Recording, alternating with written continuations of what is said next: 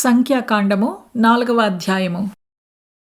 మరియు యెహోవా మోషేకు ఈలాగు సెలవిచ్చెను.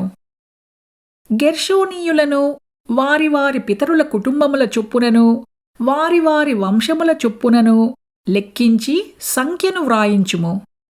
30 ఏండ్లు మొదలుకొని 70 ఏండ్ల వరకు వయస్సు కలిగి ప్రత్యక్షపు గుడారములో సేవ చేయుటకు సేనలో పనిచేయు వారందరినీ లెక్కింపవలెను.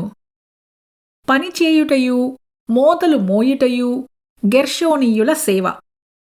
వారు మందిరము యొక్క తెరలను, ప్రత్యక్షపు గుడారమును, దాని కప్పును, దానిపైనున్న సముద్రవత్సల చర్మమయమైన పైకప్పును, ప్రత్యక్షపు గుడారము యొక్క ద్వారపు తెరను, ప్రాకార తెరలను, మందిరము చుట్టూను బలిపీఠము చుట్టూను ఉండు ప్రాకారపు గవిని, ద్వారపు తెరలను, వాటి తాళ్లను, వాటి సేవా సంబంధమైన ఉపకరణములన్నిటినీ, వాటి కొరకు చేయబడినది యావత్తును మోయుచూ పనిచేయుచూ రావలెను.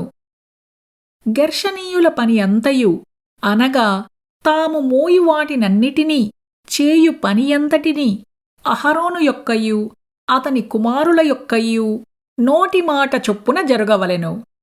వారు జరుపు వాటినన్నిటినీ జాగ్రత్తగా చూచుకొనవలెనని వారికి ఆజ్ఞాపింపవలెను.